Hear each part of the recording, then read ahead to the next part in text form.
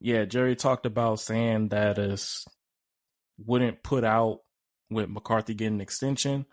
I've heard that before, and basically back in November 19th, 2019, he said in his words, and I quote, he still believes he believes the Cowboys can make a deep playoff run, but have zero chance of doing that without Jason Garrett. That was Jason Garrett's last season. So yeah, it's just the same rinse repeat thing that he said. I'm not buying it because I'll get into that later on the situation, but I don't believe anything he said from that is cap. But I'm going to talk base about the game. And Lucas, GG's, because this game was wild and crazy. Everybody in their emotions Absolutely was all over the GG's. place. Blood pressure was to the roof. Me, I'm looking at this game where I'm like, yo, we about to win this game.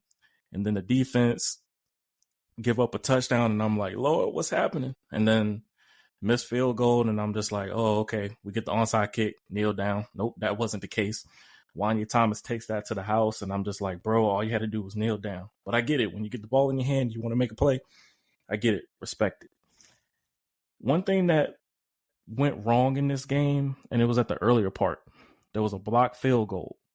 There was also a blocked punt, a missed field goal, as well as a Rico Dowdle fumble.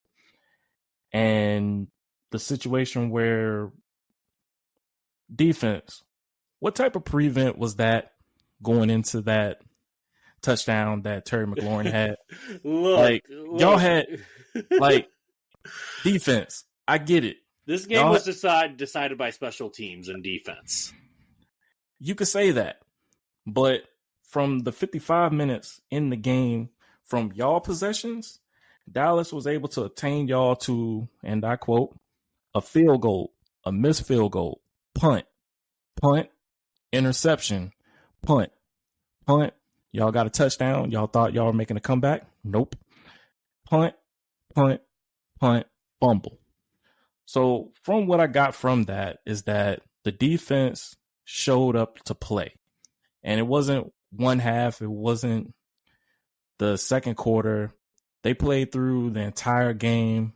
Towards the end of the game was a little shaky, but they did everything in their power to win this game. And I respect these guys for it.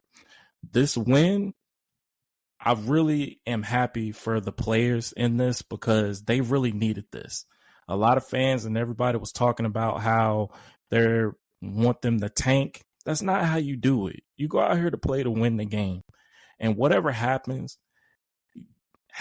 but you at least know that you went out there and left everything out there on the field and didn't sell yourself short. So kudos to the Cowboys for that.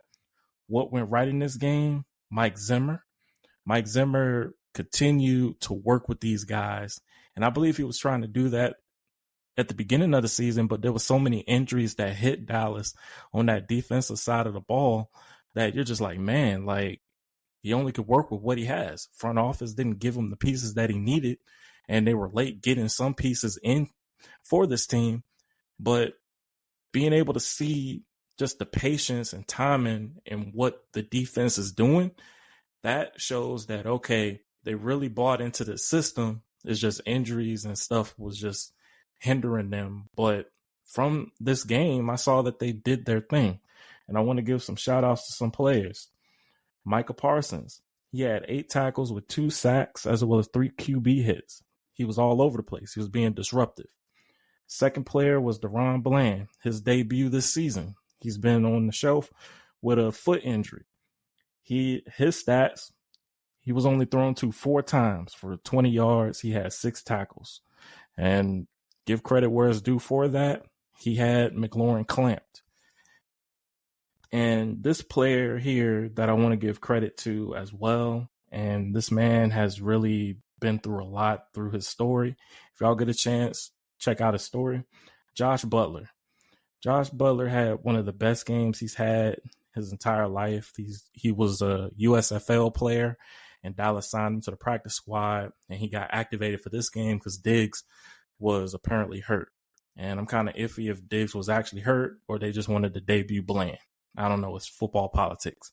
But Josh Butler, He had 12 total tackles. He had 10 solo tackles, as well as a sack and 3 pass breakups. This man had the game of his life, and I give him his flowers for that. And I really hope he's able to play in this next game because he definitely earned his reps and spot out there this past game.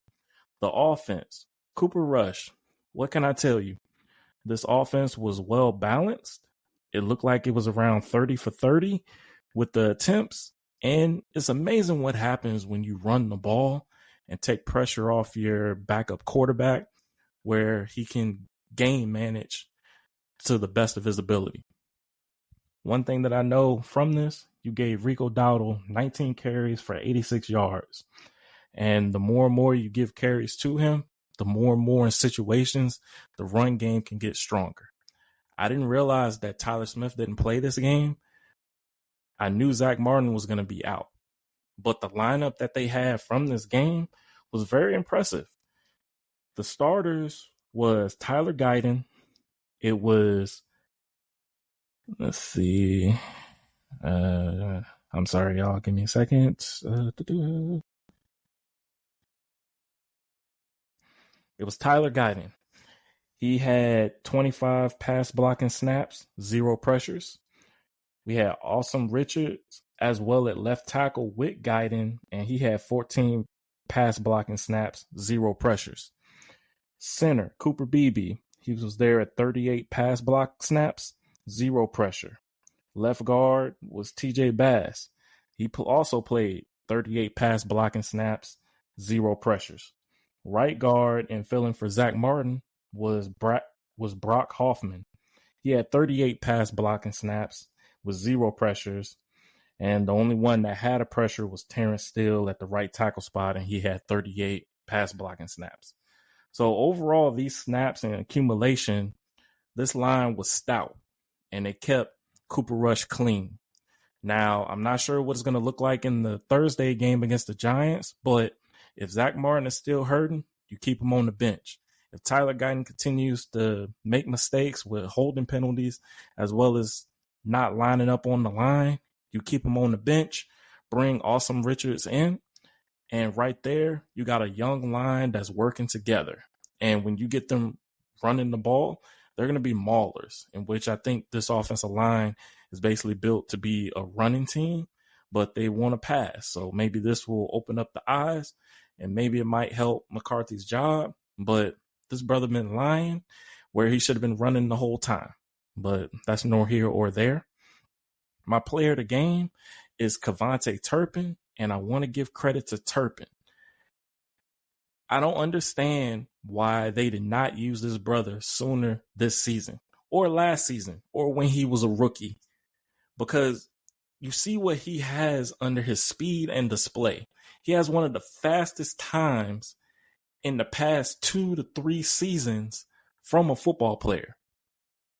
And it just mind boggles me that you give this brother a slant play and he takes it to the house last week. And then this time around, he scoops up a ball that went between his legs, picked it up, did a pirouette, and ran the distance in a blink of an eye. And you're telling me you're not going to get this guy more involved on the offense? You killing me, Smalls. Like, I need to see this guy out here more because he's a dynamic player who is basically an X factor for your team. You got to get him more reps.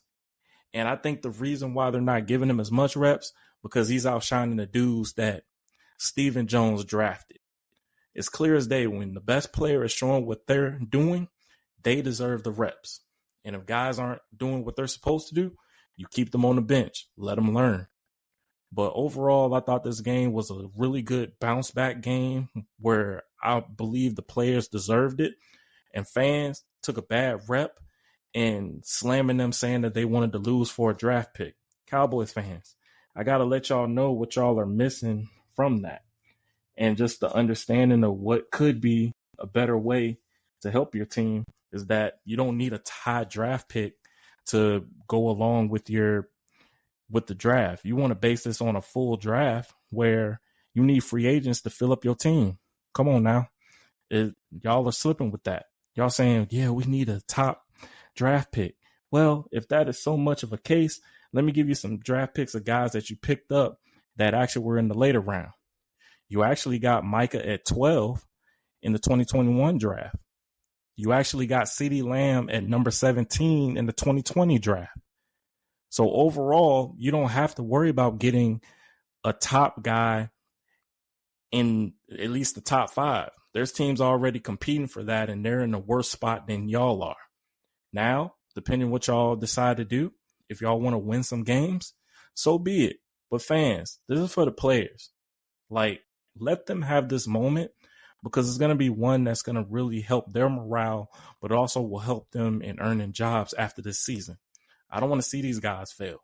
I want to see them have success in being better within themselves, because who knows? They could be the team brought back to this team to help this team moving forward.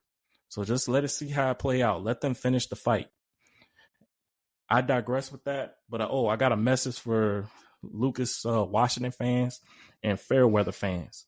Y'all were talking about all this stuff saying, we want Dallas. Okay, I never did that. I'm not talking about you. Let me finish this. We want Dallas. Okay. We want Dallas. Well, you guys, y'all got Dallas. How y'all feel now? Can you feel it now, Washington fans? Ought thou feel it now, Washington fans? Hold this L. I'm done.